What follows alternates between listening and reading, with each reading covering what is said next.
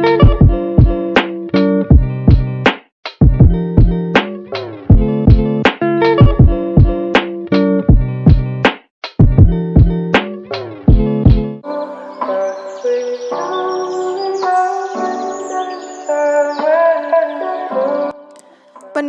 filsafat dalam riset tasawuf. Dalam konteks masalah riset filosofis, penelitian filosofis melibatkan penggunaan mekanisme analisis intelektual untuk memperjelas makna, membuat nilai-nilai menjadi nyata, mengidentifikasi etika, dan studi tentang hakikat pengetahuan. Peneliti filosofis mempertimbangkan ide atau isu-isu dari semua perspektif dengan eksplorasi ekstensif atas literatur. Menguji atau menelaah secara mendalam makna konseptual, merumuskan pertanyaan, mengajukan jawaban, dan menyarankan implikasi atas jawaban-jawaban itu. Peneliti dipandu oleh pertanyaan filosofis yang telah diajukan. Filosofi penelitian dapat didefinisikan sebagai pengembangan asumsi penelitian pengetahuan dan sifatnya. Ada 3 kategori penelitian filosofis, yaitu yang pertama, foundational inquiry, yang kedua, philosophical analysis, dan yang ketiga, ethical analysis. Foundational inquiry melibatkan analisis tentang struktur ilmu dan proses berpikir tentang penilaian atas fenomena tertentu yang dianut bersama oleh anggota disiplin ilmiah. Tujuan analisis filosofis adalah menguji makna dan mengembangkan teori yang diperoleh melalui analisis konsep atau analisis linguistik. Penyelidikan etis melibatkan analisis intelektual atas masalah etik dikaitkan dengan andil, hak, tugas, benar dan salah, kesadaran, keadilan, pilihan, intensi, dan tanggung jawab. Penyelidikan etis bermakna sebuah alat penggiring atau means of striving untuk lahirnya rasional akhir tatkala dimensi etik itu digantikan.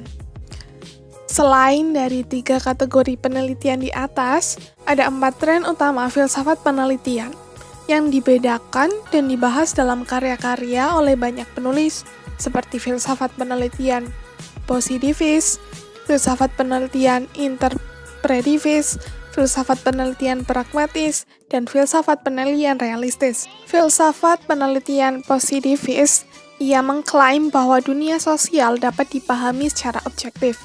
Dalam filosofi penelitian ini, ilmuwan adalah analisis objektif, dan atas dasar itu memisahkan dirinya dari nilai-nilai pribadi dan bekerja secara mandiri. Yang selanjutnya ada filsafat penelitian pragmatis. Dalam filsafat penelitian pragmatis, ia mengklaim bahwa pilihan filsafat penelitian sebagian besar ditentukan oleh masalah penelitian. Dalam filosofi penelitian ini, hasil praktis dianggap penting. Mereka bebas untuk memilih metode, teknik, dan prosedur yang paling sesuai dengan kebutuhan dan tujuan penelitian ilmiah. Yang selanjutnya, ada filsafat penelitian realistis. Didasarkan pada prinsip-prinsip filsafat penelitian positivis dan interpretivis, filosofi penelitian realistis didasarkan pada asumsi yang diperlukan untuk persepsi sifat subjektif manusia. Yang kedua, ada pendekatan filsafat.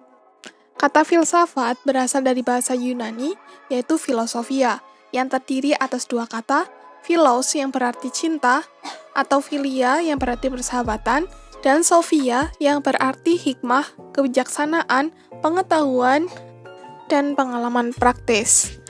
Jadi, secara etimologi, filsafat berarti cinta kebijaksanaan atau kebenaran. Seperti Plato yang menyebut Socrates sebagai filosofos dalam pengertian pecinta kebijaksanaan. Kata falsafah merupakan arabisasi yang berarti pencarian yang dilakukan oleh para filosof. Dalam Kamus Bahasa Indonesia, kata filsafat menunjukkan pengertian yang dimaksud, yaitu pengetahuan dan penyelidikan dengan akal budi mengenai hakikat segala hal yang ada, sebab asal dan hukumnya. Manusia filosofis adalah manusia yang memiliki kesadaran diri dan akal, sebagaimana ia juga memiliki jiwa yang independen dan bersifat spiritual. Berdasarkan beberapa kutipan di atas, dapat diketahui bahwa pengertian filsafat dari segi kebahasaan atau semantik adalah cinta terhadap pengetahuan atau kebijaksanaan. Menurut Ilyas, kebijaksanaan yang dimaksud adalah mempunyai insight atau pengertian yang mendalam mengenai seluruh aspeknya. Menurut pandangan para filosof Muslim, filsafat tetap sebagaimana makna dasarnya, yaitu cinta kearifan. Ia bertujuan mencari hakikat segala yang ada, tanpa harus dibatasi pada usaha rasional, tetapi lebih menekankan pada penggunaan segala sumber pengetahuan secara integratif, mulai dari potensi rasional, intuisi, dan wahyu. Dari berbagai definisi di atas, dapat diketahui bahwa filsafat pada dasarnya adalah pertanyaan atas segala hal yang ada. Pertanyaan akan muncul tentu dengan berpikir pasti menggunakan akal. Dan filsafat juga bisa dikatakan sebagai upaya menjelaskan inti, hakikat, atau hikmah mengenai segala sesuatu yang ada dengan memanfaatkan atau memberdayakan secara penuh akal budi manusia yang telah dianugerahkan oleh Tuhan Yang Maha Esa. Mulyadi Kertanegara dalam Bunga Rampainya dari Chicago telah mengklarifikasikan 3 macam metodologi pemikiran dalam khasanah filsafat Islam, yaitu metodologi Bayani, Irfani, dan Burhani.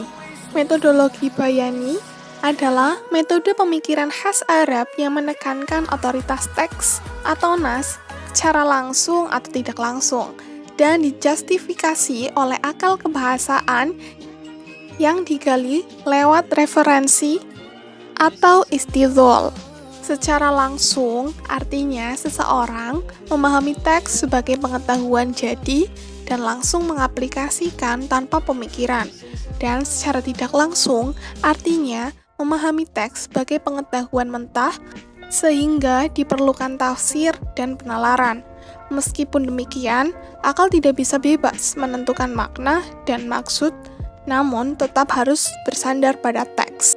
Yang selanjutnya ada metodologi Irfani. Landasan epistemologi Irfani adalah berdasarkan pada Hafs, tersingkapnya rahasia realita oleh Tuhan. Karenanya, pengetahuan Irfani tidak boleh dari analisis teks, tetapi dengan olah ruhani, di mana dengan kesucian hati diharapkan Tuhan akan melimpahkan pengetahuan langsung kepadanya melalui intuisi. Dari situ kemudian dikonsepsikan akan masuk ke pikiran sebelum dikemukakan kepada orang lain. Konsep tersebut diungkapkan Suhrawardi secara metodologis. Pengetahuan rohani setidaknya diperoleh melalui 3 tahapan, yaitu persiapan, penerimaan, dan pengungkapan, baik dengan lisan maupun tulisan. Yang terakhir ada metodologi Burhani. Epistemologi Burhani sangat berbeda dengan Bayani dan Irfani yang masih mempunyai kaitan dengan teks suci. Burhani tidak mendasarkan diri pada teks, juga tidak pada pengalaman. Burhani menyandarkan diri pada kekuatan rasio akal yang dilakukan lewat dalil-dalil logika. Bahkan dalil agama hanya bisa diterima sepanjang ia sesuai dengan logika rasional.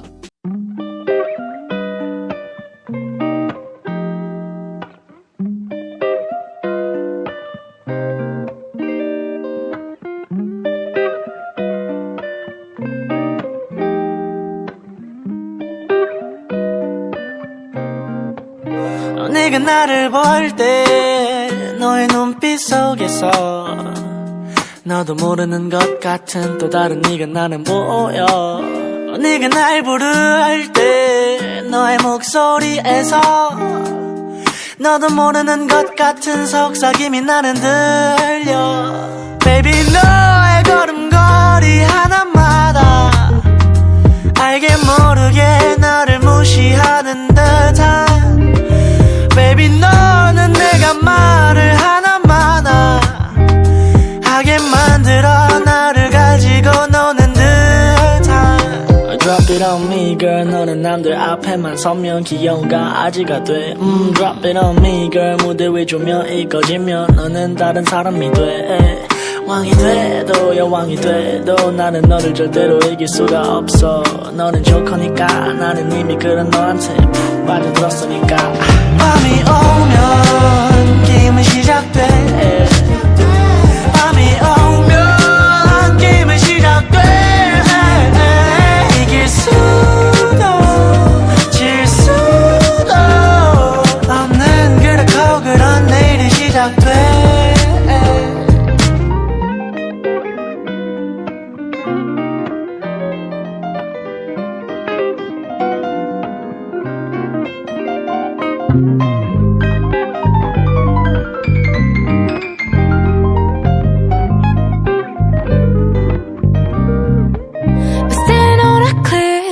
Single step you're making, I leave. But don't take it too deep.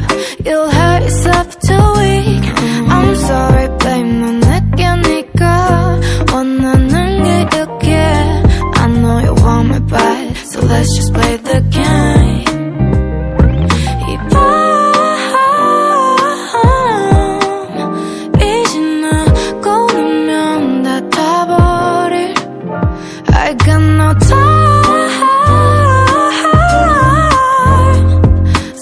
So serious, just smile and take a little nap. Good night. 밤이 오면 게임은 시작돼. 밤이 오면 게임은 시작돼. 이길 수도 질 수도 없는 그렇고 그런 내일이 시작돼. Walk away, just walk away. 아무렇지 않게. I walk away, just walk away. 너가 아프지 않게. Walk away, just walk away. 아무렇지 않게. I walk away, just walk away, away.